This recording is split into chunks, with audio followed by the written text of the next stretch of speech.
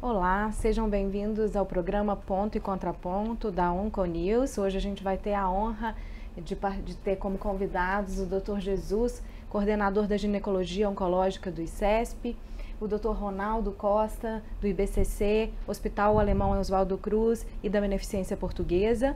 E aqui eu tenho ao meu lado para participar comigo, fazendo essas perguntas, o meu amigo, Dr. Glauco Baiocchi, do Hospital AC Camargo. Hoje o tema é o tema que eu acho na ginecologia oncológica, no câncer de ovário mais quente do momento, para quem indicar a HIPEC, se a gente deve indicar a HIPEC, e para isso a gente vai ter a opinião desses experientes cirurgiões. A Globocan trouxe recentemente as novas estatísticas de câncer do mundo e houve um aumento do número absoluto de cânceres de ovário. São esperados 295 mil casos novos de carcinoma de ovário no mundo. E a gente sabe que essa doença é um desafio pelas altas recidivas. Então, novas perspectivas terapêuticas são sempre bem-vindas e é necessário discuti-las. Olá a todos. Eu gostaria então de iniciar nosso debate, essa conversa. É uma honra poder estar aqui participando desse debate no Onconews. E a HIPEC, né, na discussão nesse momento, que é a quimioterapia intraperitoneal com hipertermia, ele é um método, na verdade, de tratamento complementar à cirurgia citoredutora, onde a gente voltou realmente a uma discussão mais feroz acima da HIPEC por causa de uma publicação do estudo holandês pela Van Driel, que é a primeira autora. Eu gostaria primeiro de perguntar para o Dr. Ronaldo Costa qual é a opinião dele em relação à HIPEC, a opinião geral. O que o senhor acha em relação à HIPEC? O senhor acha que a HIPEC já entraria na nossa rotina do dia a dia? E em qual cenário? E o que o senhor achou? Quais são as evidências que a gente pode realmente ter desse estudo da Van Driel? Olha, eu fico de alguma forma à vontade para comentar, porque eu sou, digamos, um entusiasta do papel da cirurgia no tratamento do câncer de ovário. Mas desde que começamos a lidar com esse tipo de patologia, a gente vê das dificuldades que não só o cirurgião encontra, como o oncologista clínico vai encontrar. E a ideia da HIPEC, de início, nos foi bastante assim favorável, né? Nós seguimos, de alguma forma, ideias de instituições de estudos internacionais que já completaram mais de 25 anos. Hoje em dia existem algumas sociedades, tem sociedades intercontinentais, sociedades continentais e nacionais, só para estudar, digamos, o papel que a HIPEC com citoredução tem para alguns tumores.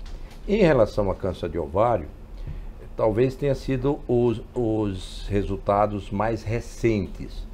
E é até um pouco assim, dúbio, porque se é uma doença cuja característica é a sua disseminação pela via peritoneal, a gente sempre considerou, a comunidade científica, de que deveríamos envidar mais esforços em obter o controle peritoneal da doença.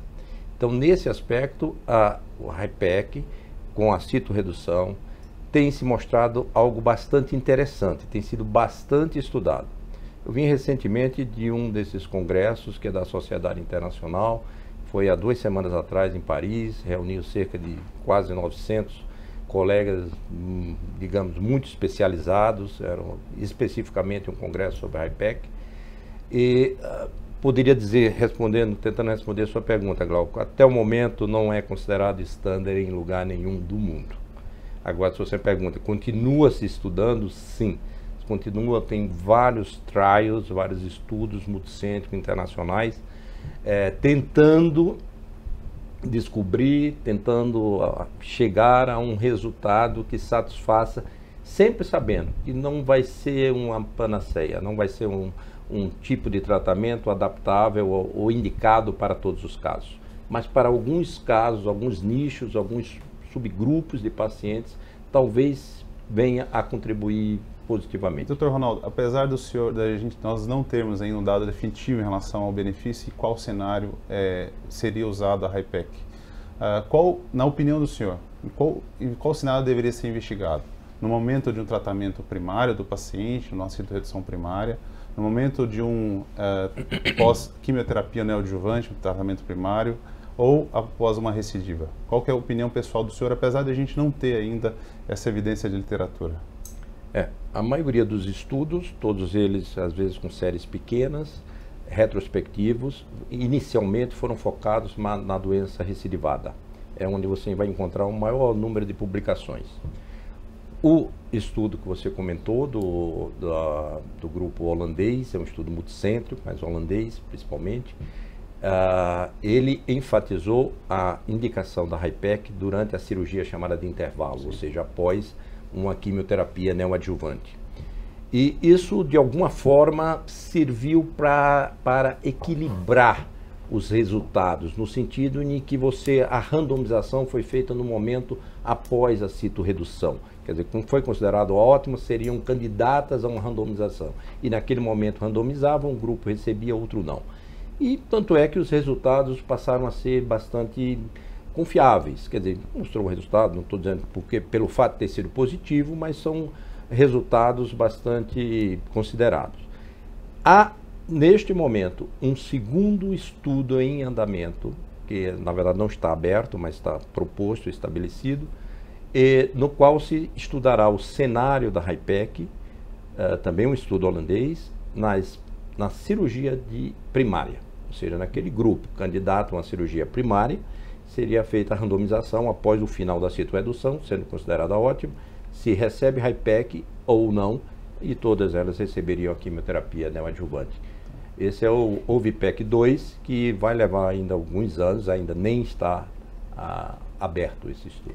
Pegando esse gancho, então, de que o estudo de maior peso com HIPEC, ele foi na primeira linha de tratamento e ele foi após a QT neoadjuvante. Hoje, para quem que o senhor consideraria começar com uma HIPEC? Que momento, qual paciente que chegou no consultório que a gente falaria, essa paciente eu vou começar com citorredução ou essa paciente eu vou começar com neoadjuvância e depois considerar? Tem algum jeito da gente já selecionar ou vamos esperar mais resultados para trazer a HIPEC para a nossa prática clínica de fato?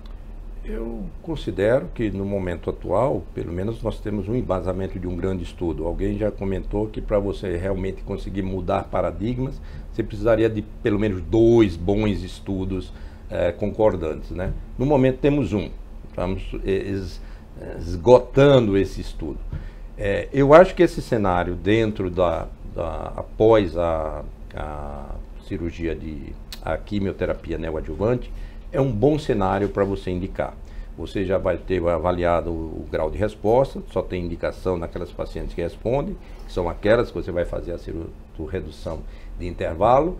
Então, eu considero, hoje em dia eu passo a oferecer, você pode oferecer isso para algumas pacientes, para suas pacientes, e já visto que tem algum respaldo de literatura. Então, só para a gente entender, a paciente que chegou no nosso consultório e que na maioria das vezes os cirurgiões tendem a uma cirurgia frontline, essa paciente que seria operável, a gente começaria com a quimio-neo ou é aquela paciente que já não teria condição de uma citorredução? Que aí a gente está saindo um pouco do critério do estudo. Não, no final desse congresso, teve uma sessão interessante que foi presidida pelo Dr. Denis Shi, do Memorial. Ele é um entusiasta do papel da cirurgia, né, na abordagem como primária, upfront ou intervalo, etc. E o que ficou mais ou menos claro aqui, continua um espaço para a citorredução primária, ou seja, aquela paciente candidata considerada ótima, você vê com grande chance de você obter uma citorredução ótima para essas pacientes, e o ótimo hoje em dia é considerado um termo sem deixar a doença visível, essas pacientes continuam com a proposta de citorredução primária, seguem uma adjuvância.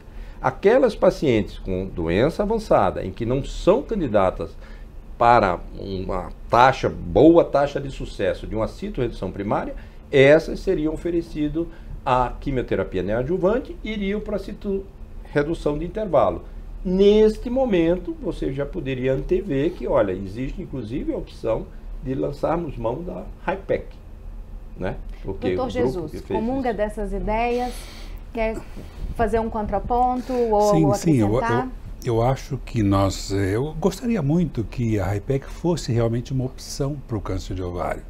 Todos nós estamos ansiosos por uma opção que ofereça mais resultados. Mas entre os nossos desejos e as nossas crenças e as evidências, existe um espaço muito grande. O que nós não podemos basear só no nosso entusiasmo, no que nós gostaríamos que fosse, mas no que os trabalhos mostraram até agora. Então, eu quero pegar um gancho do que o Ronaldo falou. Por exemplo, não é uma opção a HIPEC para fazer cirurgia primária ou não. Até porque a HIPEC só é indicado quando você tem uma situação R0. Não faz nenhum sentido você fazer a HIPEC numa paciente que não foi completamente citoreduzida. Então esse é o primeiro passo. Os melhores serviços do mundo fazem 60% de citoredução ótima. E se você for ver as casuísticas, tem muitos serviços que não chegam nem a metade desses índices de citoredução ótima. Então, essas pacientes já estão, a priori, não são candidatas à HIPEC. Não é colocar a HIPEC que vai transformar essas pacientes num outro perfil de pacientes. Quando a gente vai ver o estudo holandês, critérios de exclusão, todas as que não tiveram citoredução ótima, né?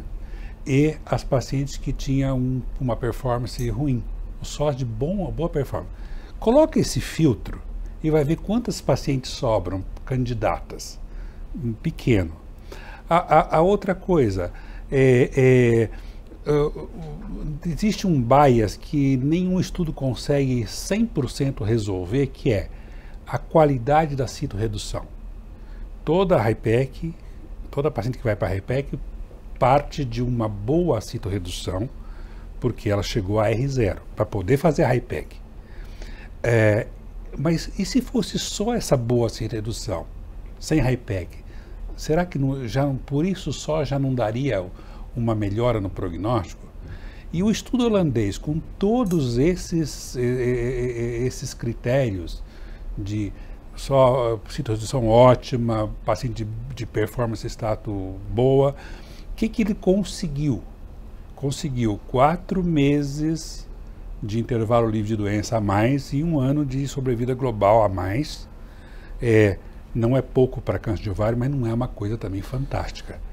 Então é muito pouco. E um dado que, para mim, que trabalho numa instituição pública, que eu tenho que pensar sempre na questão do impacto disso na nossa instituição, eu não conheço estudos que compararam custos.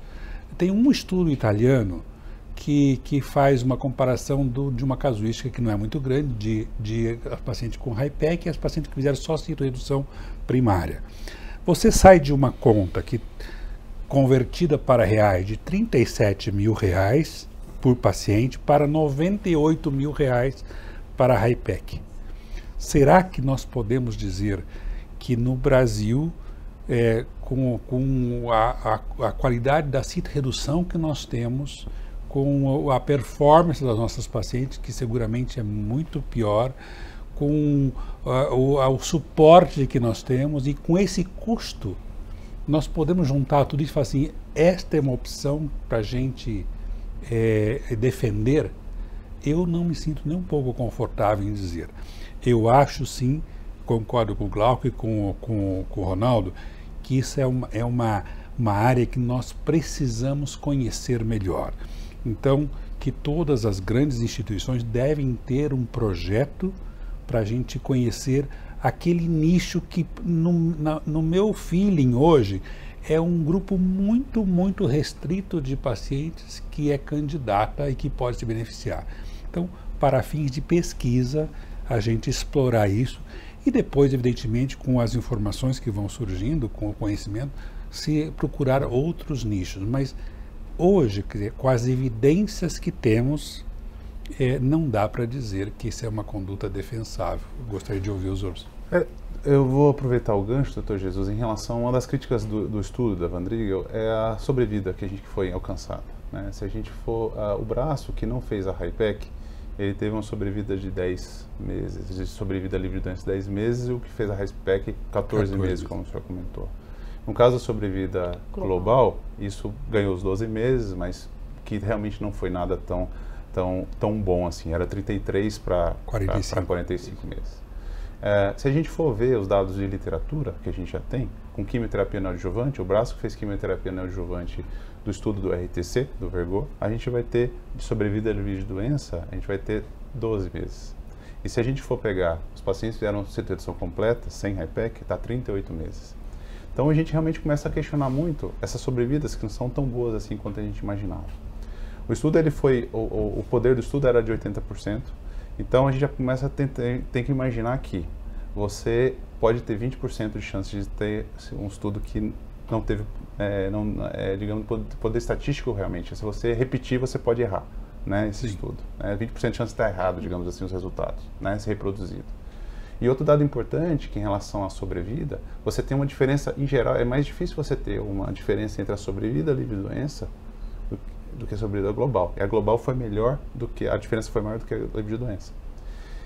E a diferença da global para o grupo que fez HIPEC foram somente 15 óbitos, que é muito pequeno. E se a gente for pegar os dados dos pacientes que morreram em 90 dias, são 5 pacientes que morreram em 90 dias, somente um foi no braço da HIPEC.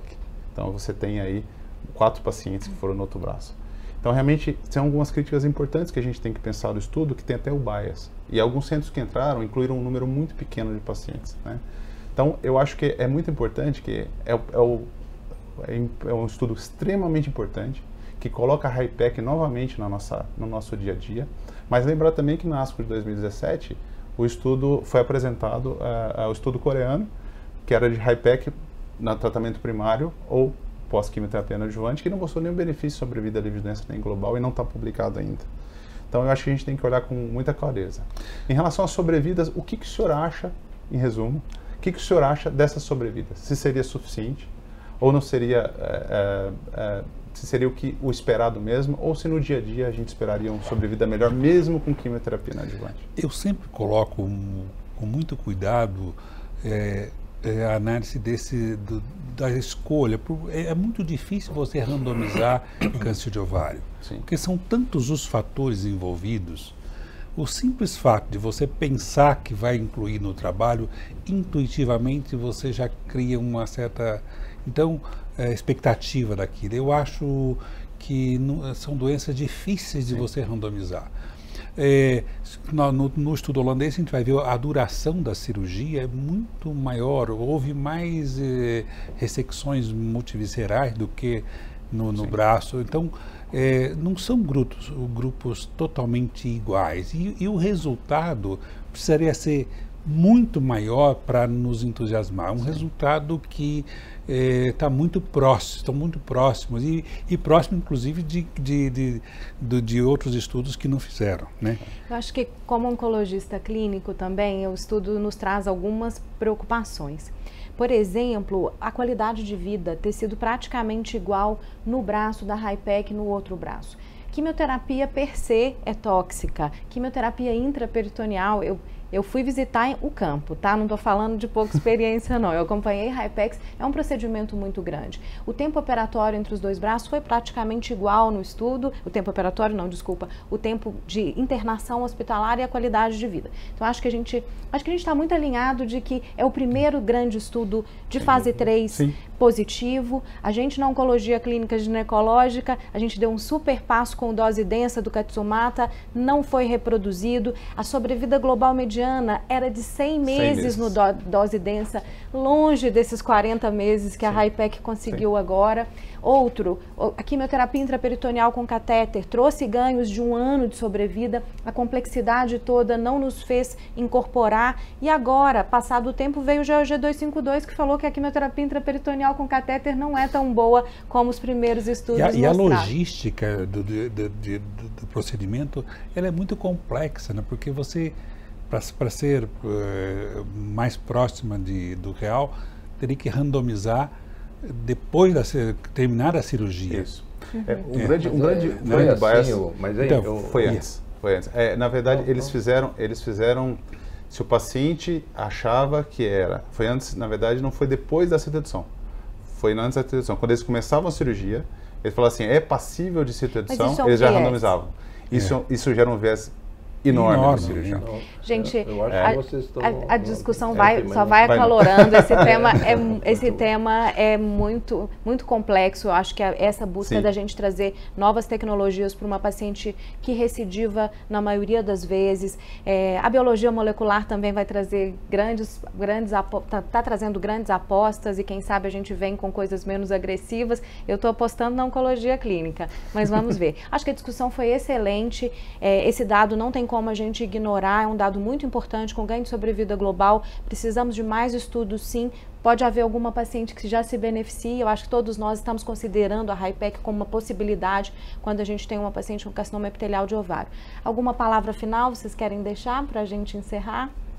Por favor, doutor Ronaldo. Não, eu acho que apenas é isso que a doutora falou.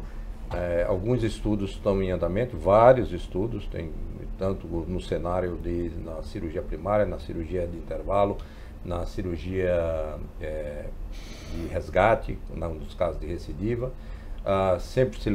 Recentemente se levantou o papel de termos que aprofundar mais na biologia tumoral para tentar, do ponto de vista histopatológico, de tentar separar quem seriam aquelas pacientes que poderiam se beneficiar, e vamos aguardar a conclusão dos próximos estudos, que dentro de poucos anos esperamos ter mais respostas sobre isso. Dr. Jesus? Eu acho que a gente não pode abandonar o conceito da HIPEC, mas tomar muito cuidado para também não aceitar isso do jeito que está, com essas evidências, porque nós podemos causar um dano maior ainda se disseminarmos uma prática que em centros menores pode causar muito mais morbidade do que benefícios para os pacientes. Então, em centros de referência que possa fazer estudos controlados, randomizados, que isso continue avançando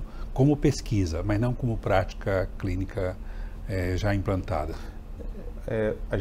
A HIPEC, sem dúvida, deve ser pensada como ciência e não como vontade ou religião, né? Sim. Eu faço ou eu não faço. É uma questão muito importante. Lembrar só, para finalizar, nós tivemos recente a apresentação do estudo para câncer coloretal de HIPEC, que até então se usava de rotina a HIPEC para câncer coloretal com doença peritoneal, e ele foi um estudo negativo. Não mostrou um benefício da adição da HIPEC à citoredução. Então isso é importante a gente lembrar e usar até como uma lição para o que a gente vai poder ver mais para frente no cenário do câncer de ovário. Concordo. E para finalizar esse tema tão controverso, eu vou deixar o Whitmore, que disse para a gente que a gente precisa separar o que a gente sabe do que não sabe, do que a gente acredita. Obrigada pela audiência de vocês, até a próxima. Obrigado.